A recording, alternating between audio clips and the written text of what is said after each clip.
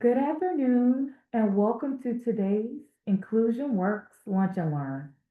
Before we get started, here are a few reminders about the webinar. Please make sure you're using a computer or smartphone connected to the internet and the audio function is on and the volume is turned up. Please be sure your microphone is muted for the duration of the webinar. To ask questions, use the Q&A feature located on your control panel, and we will answer as many questions as time allows toward the end of the presentation. American Sign Language interpreters and closed captioning options are available for today's event. The American Sign Language interpreters for today are Danette Stillman Bridges and Susan King Lanier.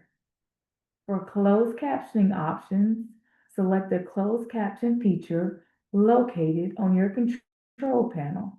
To adjust your video layout and screen view, select the view feature located in the top right-hand corner of your screen and choose the view that works best for you.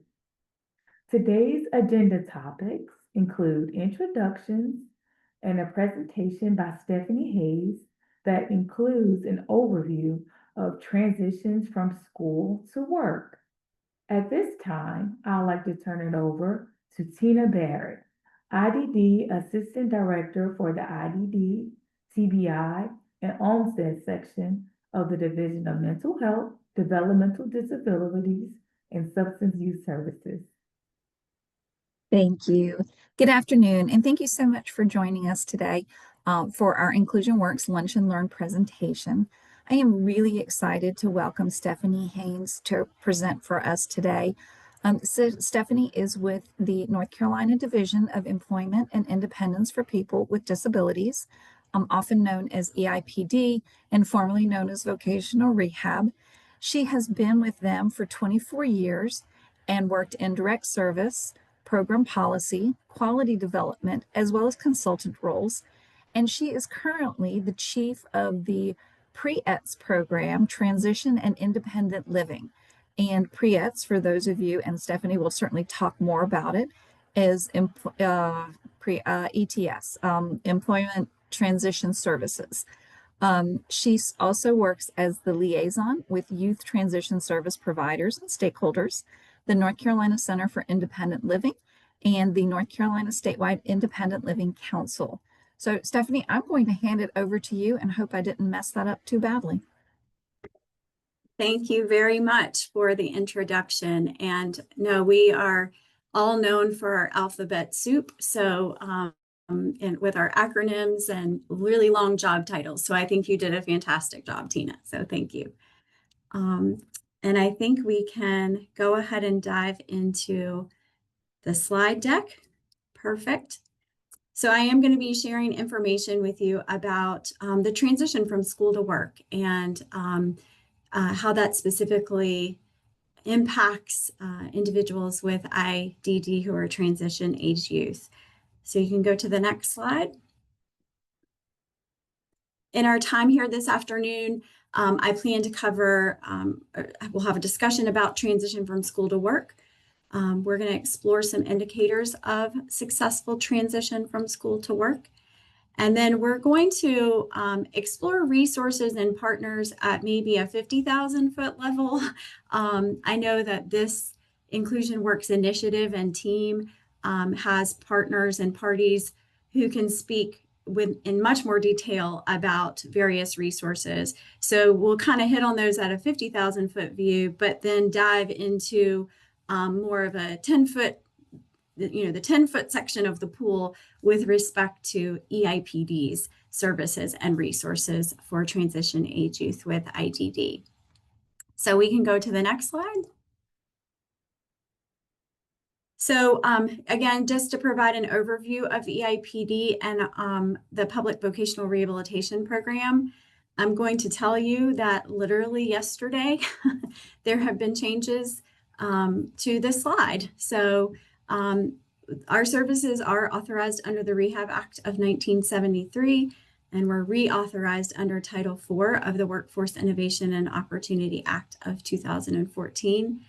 2 days ago, we were situated under the Department of Education at the federal level. And we've just been notified that the Office of Special Education and Rehabilitative Services, which our program falls under, that is being moved to the Federal Department of Health and Human Services. So stay tuned for more information about that. But here in North Carolina, we've been under the Department of Health and Human Services. So yeah, lots going on, lots of changes at the federal level. So you can go to the next slide. Oh, if you want to back up just one, there you go. So this is our kind of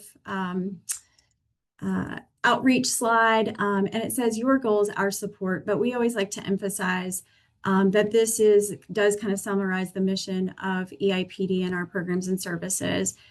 It is about the goals of our consumers. So for our pre-employment and transition services programs, those are transition age youth. And so it is all about what those individuals' goals are for in terms of their independent living or their employment and preparation for employment.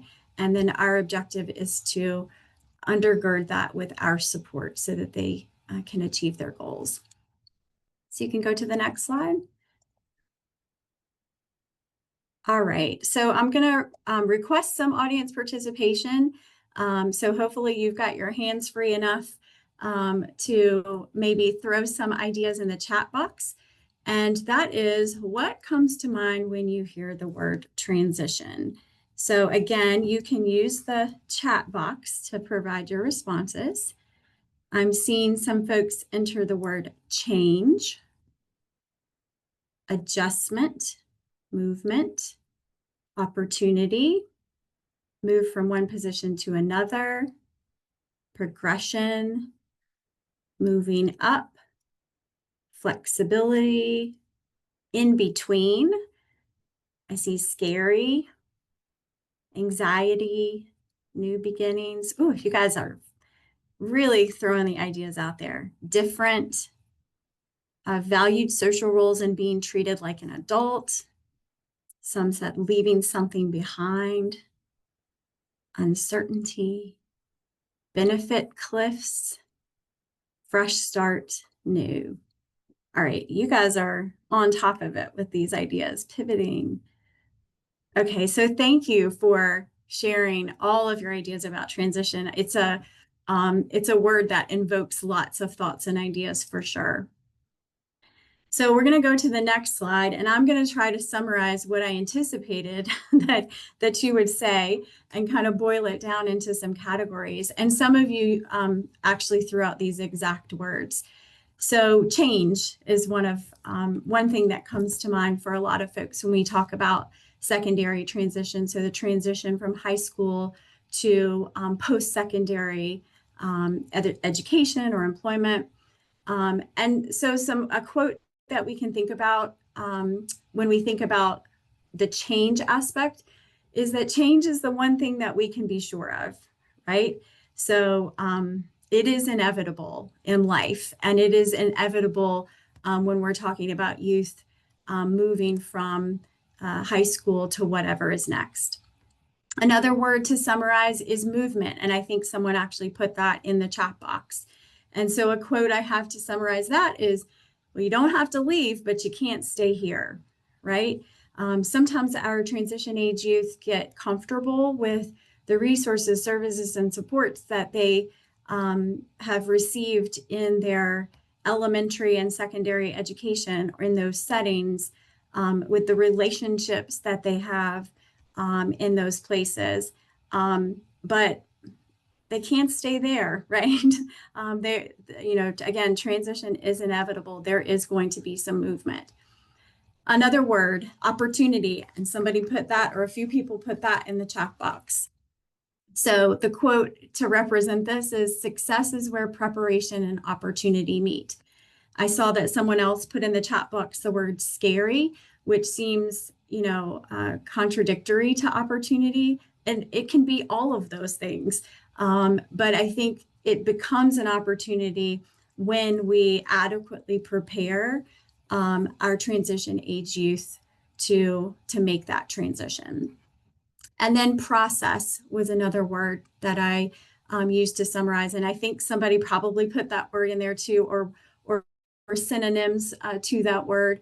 And a quote I included here is, "The day you plant the seed is not the day you eat the fruit."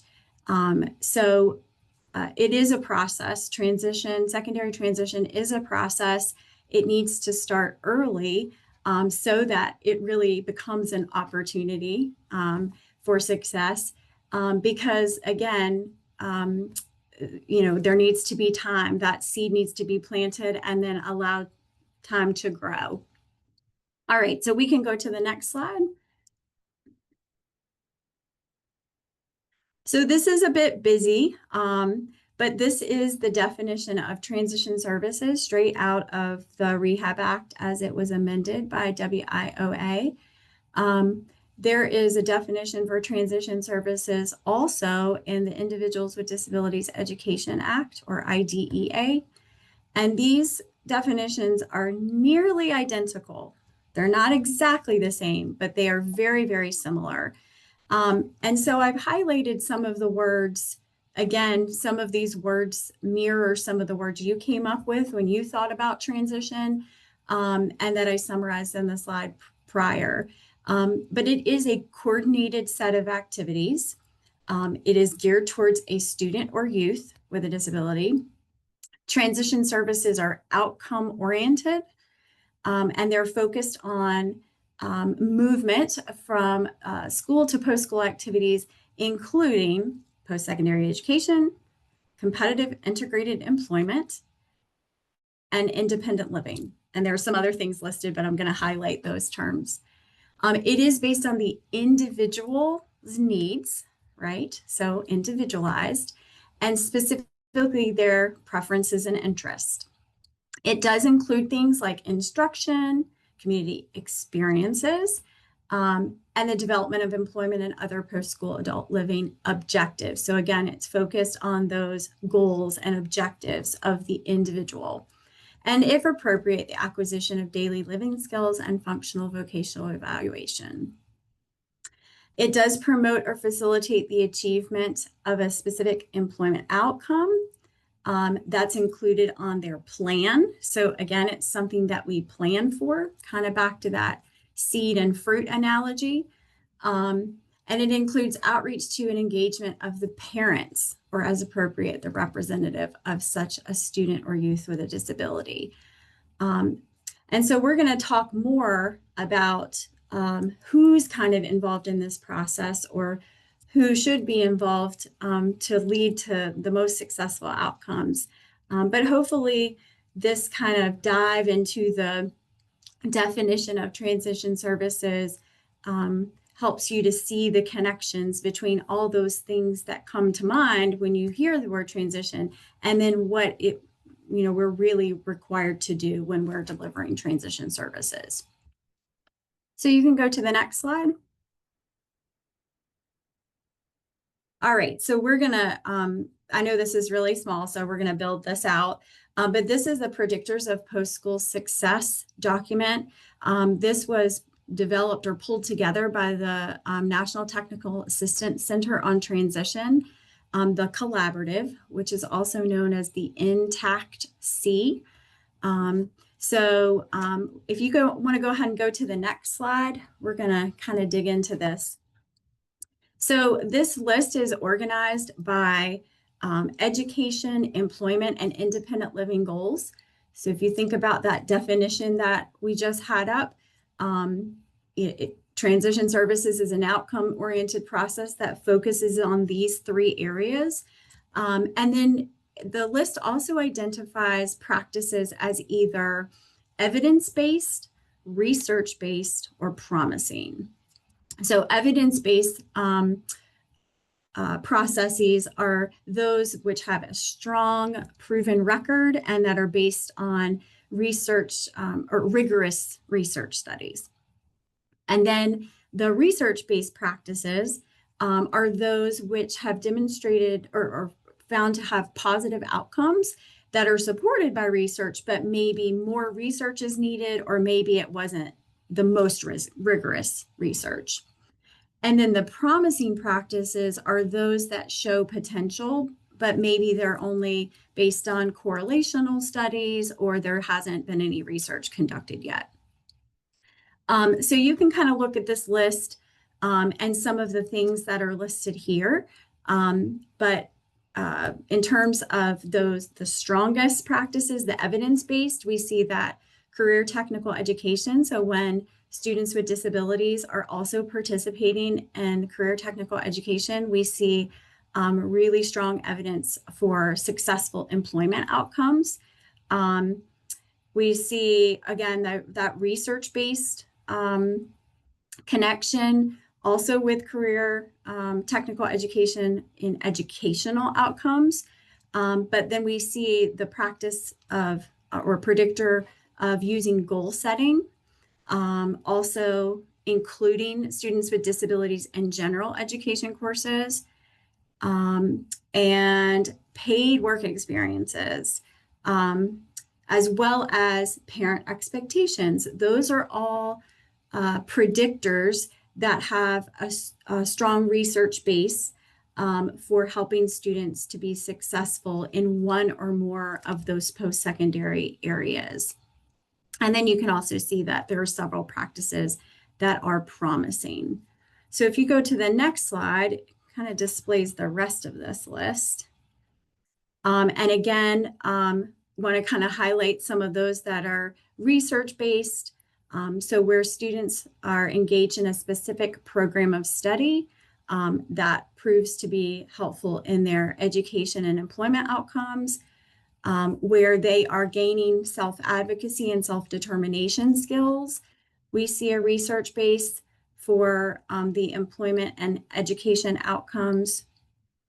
And then where students get student support, so probably those student support services, we see a research-based, see that as a research-based practice in the area of employment. And then work study and youth autonomy and decision-making are also research-based practices. So, so again, this is just an interesting way to look at those things that have the potential or have been proven to result in positive post-school outcomes for students with disabilities. So you can scroll to the next slide. All right. So here's another opportunity for you guys to throw something in the chat. So I want you to think about or name some of the transition partners for a transition age youth. So again, if you want to throw those ideas, Voc Rehab, yep. Project Search, Autism Society. So any partner, T-STEP, Exceptional Children's Assistance Center or ECAC, definitely the student school, supported employment providers, absolutely, care managers,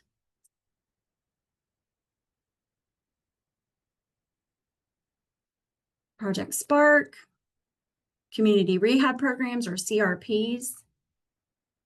I see local community colleges, DSPs or direct support professionals, family, community, friends, mentors, absolutely. Social Security and the Ticket to Work program, peers. Someone said peer support, so absolutely peers. Any others? Excellent. All right, if you want to go, oh, Tailored Care Manager. I know you guys are going to keep them coming as soon as I switch. Medical and mental health providers, absolutely. All right, you can go ahead and click to the next slide. So this is a list. This is not by any stretch of the imagination a comprehensive list. I'm not really sure that we could come up with a comprehensive list. As soon as we try, the list will change. But this is a list, and in fact, it's a tool that we've used with our professionals. EIPD, in conjunction with the Department of Public Instruction's Exceptional Children's Division, or their Office of Exceptional Children, as well as their career and technical education folks. We do a joint training with professionals, and we use this list as a tool to help our professionals think through who their partners are when they're providing supports to transition age youth. So this list is broken out by school system, members or participants, service system, and then community. So you can see some of the persons or roles or organizations listed here. And again, this is not comprehensive, but I do think and hope it kind of gets your wheels turning about maybe the individuals that you work with, the individuals who you support, whether or not you're accessing or connecting with these other entities to assure that we've really developed a team approach to transitioning an individual from school to work. So again, in the school system, you can see there are a number of different professionals listed there, certainly to include professionals who are in special education, but also general education, right? And career tech ed. And so that ties back to some of those evidence-based or research-based practices that we were seeing, making sure that we are including these professionals as part of the team to help a youth with a disability make a transition, because it's been shown that when they are involved in these other programs, they are more successful. If you look at the service system, certainly vocational rehabilitation, which again falls under EIPD in North Carolina, higher ed, you guys threw that out there, community colleges, our centers for independent living, disability advocacy groups, mental health services. So you guys named a lot of these things. And then on the right side, the community, you guys named several of these as well. So service organizations. I don't know if anybody, somebody did put NC Works. So NC Works is our one-stop career center. That's what we call them in North Carolina. So certainly they can be resources for individuals or youth with IDD. Juvenile justice centers, that's not the place we would prefer to engage with our individuals with IDD, but sometimes we do have folks who are part of both systems of services. So, all right, so we can go ahead and go to the next slide. Okay, so I want to talk about transition in general on a continuum. And then we're going to dive into specifically the continuum of VR services or vocational rehabilitation services. But when we think about transition as a whole, it does occur on a continuum, right? So from birth, cradle to grave, we are making transitions in our lives. And that is true for young people with disabilities as well. There are also transitions that happen through the grades. So there are key transition points in our school systems, right? Third grade, the transition from middle to high school, and then the transition from secondary education to post-secondary life are key points of transitions. In terms of what's federally mandated, so it's federally mandated post-secondary transition for students who have an individualized education program or an IEP. At age 14, there needs to be a statement of initial transition. So that's where the student's strengths, preferences, interests, needs are identified, and the student in North Carolina also identifies their course of study, their intended course of study in high school. And then by age 16, we need to have the transition component of the IEP, which defines measurable post-secondary goals in the areas of education, employment, and independent living.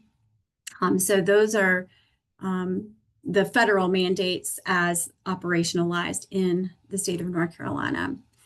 And then again, just a reminder that transition in general, it does occur on a continuum. So it's an ongoing process. It needs to be revisited, and by law, for students with IEPs, it has to be updated at least annually. So you can go to the next slide, and actually you can click through too, because the next slide is a duplicate. So you can click through one more. All right, so let's talk about the VR continuum of services specifically. We can break this into 3 kind of buckets of services. So the first bucket is pre-employment transition services, or pre-ETS. The second bucket is transition services. And the third bucket is employment-related services. One thing to note about this, and I have a slide deck that includes an image of a gradient. I didn't include that in this deck, but really thinking about a continuum as not discrete handoffs or discrete cutoffs between these service buckets, but more of a gradient. So there's some overlap between these service categories, and it may look different from one student to another or one youth to another. But you can go ahead and go to the next slide, and we'll dive into these buckets a little more. So pre-employment transition services is the earliest set of services on the VR continuum. They're available to an individual who qualifies as a student with a disability, and we'll talk about who a student with a disability is in the law. It's limited to 5 core activities. We'll talk about those also. And again, it's the earliest set of services on the VR continuum, and it helps students explore their career interests and introduces basic employability skills. So that is pre-employment transition services. And then you can click the next slide. Then we have transition services. So again, there's kind of a bleed, and there may be some overlap. Someone may be receiving pre-employment transition services and also begin some of these transition services at the same time. So transition services are available for youth with disabilities between the ages of 14 and 24. So you don't have to be a student to get transition services. They're provided to individuals who are considered VR eligible. So that's a certain criteria. And those services are provided according to those individuals' individualized plan for employment, or IPE. And then transition services are going to help the youth further develop their career interests and pursue these interests to transition from high school to post-secondary education and employment. So then you click the next slide where you can talk about employment-related services. So employment-related services fall kind of towards the end of the continuum when we're talking about a transition age youth. So employment-related services are limited to VR-eligible individuals, again, according to their individualized plan for employment. And they're going to be helping the individual to achieve their specific, competitive, integrated employment outcome. So they're going to be really specific to what does the individual need to achieve that specific job goal. So an analogy that I've used, I love to use analogies, and some people hate it and some people love it. So you can decide whether you like this, but the way I've described the VR continuum with an analogy is pre-employment transition services. You can think of kind of a one-size-fits-all piece of clothing, right? So again, it's introductory, covers basic employability and introduces careers, but it's kind of a one-size approach. Transition services are more off the rack, right? So it's not one size fits all, but it is off the rack. But that's the time where someone's exploring more kind of specific to their needs and interest. And then when we get to employment related services, that's like your custom suit, right? So now we're really focusing in on a specific job goal for that individual. And so it really is going to be tailored, and the services are going to be more specific to what they need to achieve that employment outcome. So take that for what it's worth. All right, you can go to the next slide.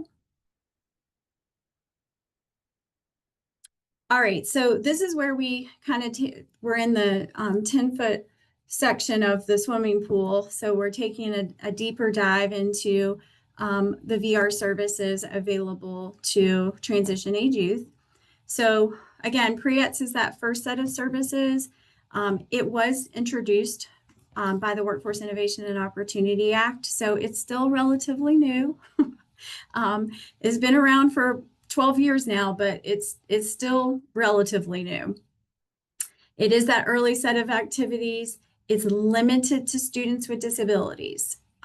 So if an individual is not a student with a disability, they may be able to access other VR services and supports and other things on the continuum, but not PREETS. We actually have to set aside 15% of our federal VR grant to make PREETS available to students with disabilities in our state. And we arrange and coordinate those with our state and local education agencies so that we can identify the students with disabilities who need them and then make them available. You can go to the next slide. So who is a student with a disability? Because PREETS is that first set of services on the VR continuum, and it's available to a student or limited to a student with a disability. So who is that?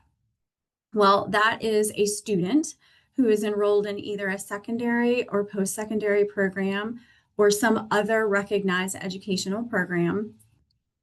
They have to be in North Carolina 14 to 21 or 22 if they're served under an IEP. And they must either have an individualized education program or IEP, or they can be considered an individual with a disability under Section 504 of the Rehab Act. So there is a student criteria, an age criteria, and a disability criteria. You can go to the next slide. So what are PREETS? We talked about that PREETS is comprised of 5 core activities. In the law, they're referred to as the required activities, which is why this slide has the header it does. So let's talk about what those 5 core activities are. So they include job exploration counseling. Job exploration counseling can include things like career interest inventories, helping a young person explore their labor market, understanding which jobs are in demand, right? Understanding non-traditional employment options. So, maybe they want to pursue self-employment, be an entrepreneur, and then identifying career pathways of interest. Then we have work-based learning experiences. So this includes things like job shadowing, career mentoring, informational interviewing, which informational interviewing is where a young person with a disability interviews a professional to learn more about that professional's pathway. How did they, become employed in the profession that they have? Internships, service learning, volunteering. So basically those work-based learning experiences that are occurring in a workplace where students are really getting that hands-on experience. And then workplace tours. So going to a place of business, understanding, the different departments or divisions of that place of business, how they work together, and all of that. You can go to the next slide. So a third core PREETS activity is counseling on post-secondary education opportunities. So this includes things like understanding various college degree programs, courses, and curricula, understanding what is the admissions and financial aid process for a particular institution, touring colleges, understanding disability support services at the college level, and especially the differences between disability supports between secondary and post-secondary education. And then exploring career pathways through post-secondary education. So if I want to work in a specific career, what kinds of education would I need to be able to be hired in that profession? And then we have workplace readiness training. So workplace readiness training includes lots of different things. In fact, it's probably the largest category of pre-employment transition services. But it includes things like soft skills training. So helping students to understand and develop their social and interpersonal skills, independent living skills training, financial literacy, job seeking skills. So how does a young person market themselves to employers, understanding job applications and putting a resume together, things like that. And then understanding performance and productivity in the workplace. So those are other kinds of soft skills. Next slide. And the last core activity, the fifth core activity, is instruction in self-advocacy. So this also is a large category, but it includes things like understanding when to disclose a disability, awareness of one's own abilities or how their disability impacts them, decision-making, goal setting, communication specifically around assertiveness or asking for help. It includes things like leadership skills, civic engagement, understanding your rights and responsibilities as a person with a disability under the law, self-determination, requesting accommodations both in the workplace and in education settings. And then it can also include peer mentoring. I think someone mentioned before peers when we asked about who partners can be in the transition process. So we could engage a student with a peer mentor as a part of pre-employment transition services. You can go to the next slide.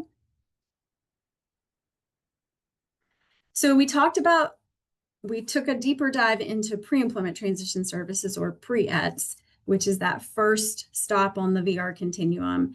And then we'll talk a little bit more about individualized VR services, because transition services and employment services, those were kind of the second two levels on the continuum. But an individual would need to be VR eligible for those services. So let's talk about that program. So individualized VR services were defined by the Rehab Act. They do include VR transition services and the employment-related services.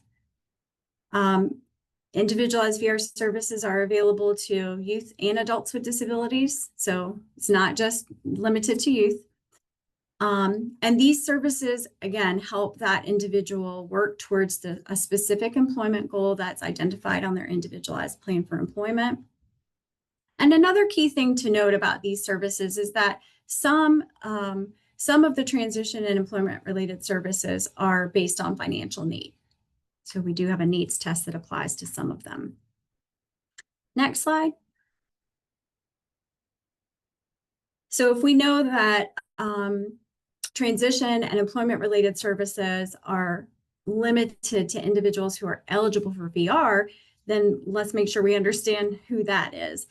So to qualify for individualized VR services, you would have to have a physical, mental, or sensory impairment. That impairment must result in substantial barriers to finding or keeping a job, and the individual must require VR services to find or keep a job in the community where they're paid competitive wages. So they need to require the services to achieve a competitive integrated employment outcome. All right, you can go to the next slide. And what are our core VR services? So I would never have time to summarize all of the services that would be available to a VR eligible transition age youth.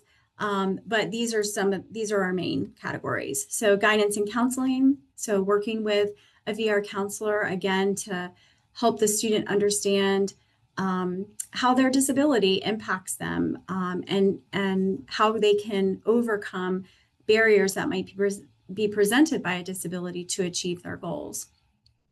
Training. So training can range from supported employment to college or community college enrollment and kind of everything in between.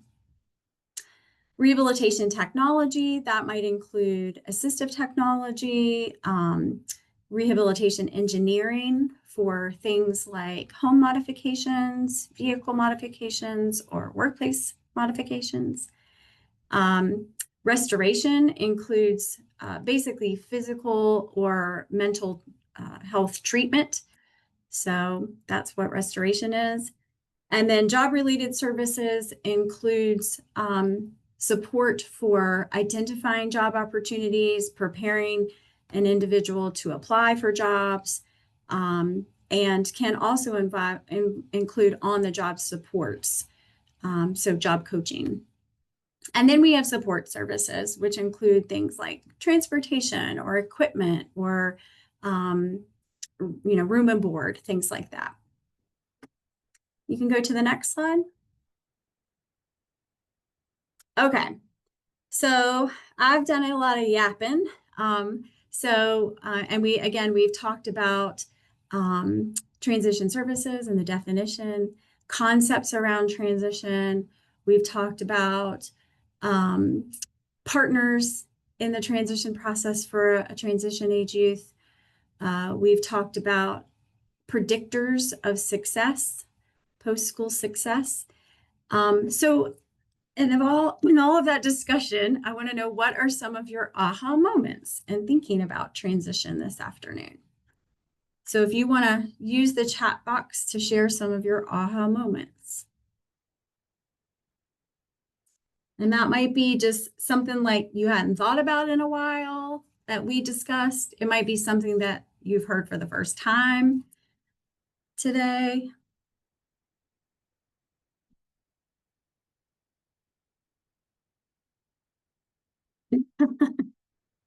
So Lindsay says, need to ask for more from EIPD. Assistance with room and board. Yeah, so now that is one of those services that's based on financial need. And again, that's would be for a VR eligible consumer. But if it was determined that that individual needed college training to achieve their competitive integrated employment goal, then room and board might be a support service that we could help with. What else? Any aha moments? Ensuring the predictors are considered and incorporated when disseminating information to better help the transitioning period for students with IDD.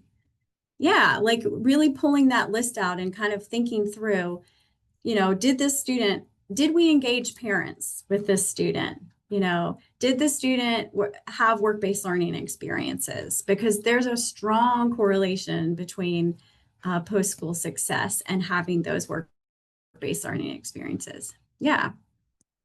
Nicholas says, for me, the extended transition list of services colleagues shared early on in the lesson. Yeah. So this is not a journey that our young people should go through alone. And we as professionals, those of us who are professionals supporting our transition age youth, we can't do it by ourselves, right? We need to make sure we're engaging partners. And again, the partners may vary depending on the student and their connections. News to me about the changes you mentioned as of yesterday. Yep. go on social today and you'll see it all over. So TBD in terms of what that means for all of us, but yeah. And the predictors chart was helpful. Requirements for transition support as early as age 14 and 16. And April says, wondering how our care managers can be helpful in advocating more for our high school youth that are part of this group. Yeah, so again, in North Carolina, at age 14 for students with IEPs, they need to have that sort of statement of transition. By 16, they need to have the transition component with specific goals for post-secondary goals for independent living, education, and employment. And again, it takes all of that time to help students be successful. So we don't want to miss those early years of high school. Are there evidence-based supported employment models IDD providers can adopt that have on and off ramps with EIPD to work together? Ooh, that's a big question. So I am probably not the person to speak to this, but we know that the term has completely left me. It's completely left me, Brad, and it'll come to me as soon as I get off this slide. Customized employment is what I'm trying to come up with. Customized employment is, I think, an evidence-based approach or model of supported employment with more intense supports. And I think that there's definitely some room for us to grow in North Carolina in terms of customized employments, especially for individuals with IDD. It involves a intense discovery phase, involves including those partners as kind of a circle for a young person with a disability, and it's not just specific to youth, but that model that really dives in to identify a person's strengths, preferences, needs, and really takes time to connect them with supports and the right job, essentially. Somebody asked if slides will be made available.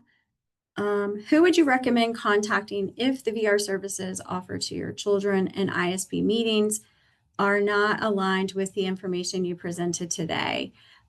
So definitely if you have questions or concerns about EIPD services, if related to a specific individual that you may be supporting, then I would contact that person's VR counselor. Or if you're not sure who that is, contact the office, the EIPD office, where that individual is located. You can go, I don't have the link in this website or in this slide deck rather, but you can go find our office locations if you just Google EIPD. And you can find our office locations on our website and with the phone numbers. All right, so we're going to go ahead and go to the next slide. I think I am. Yeah, so just to kind of summarize, successful secondary transitions happen when we plan at both the systems level and the student level, when it starts early, when we get students connected, and when we have alignment between our services, right? So we minimize overlaps and we fill gaps. And we can only do that when we're working together. So hopefully those are some of the ahas that you may have had today. You can go to the next slide.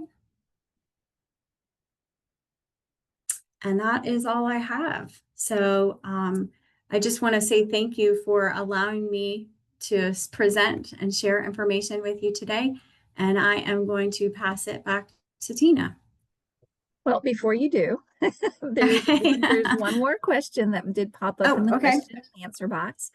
Does vocational rehab EIPD do any kind of testing for children, developmental delays, autism, or behaviors?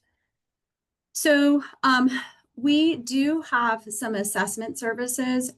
Those assessments we are generally conducting in order to develop an individualized plan for employment. There are some instances where we may conduct assessments or evaluations to help clarify the nature of an individual's disability or the impairments, or the impediments related to that impairment. So it just depends. We don't uniformly test or do psychologicals on every individual who walks through our door and applies for services. Our modus operandi is to start with existing information, and there are a number of reasons for that. But there are situations where we do conduct assessments to clarify the goals or clarify the specific needs for services. Thank you. That's a great answer. So I don't see anything else popping up in the Q&A box. Just looking at the chat, slides will be made available. I don't see anything else. So if there's nothing else, I think I'm going to hand this back. Brianna, Latoya, one of you guys. Thank you, Tina. The recording and presentation slides for today's event will be posted on the Inclusion Works website. For more information and resources, stay connected with Inclusion Works by attending our Lunch and Learns, visiting our website, and joining our mailing list. The links are included in the chat. There will be a brief survey following today's webinar, and we would appreciate your time completing it. The next Lunch and Learn will be on Wednesday, August 19th at noon, and we hope you can join us. This concludes our webinar for today. Thank you for attending.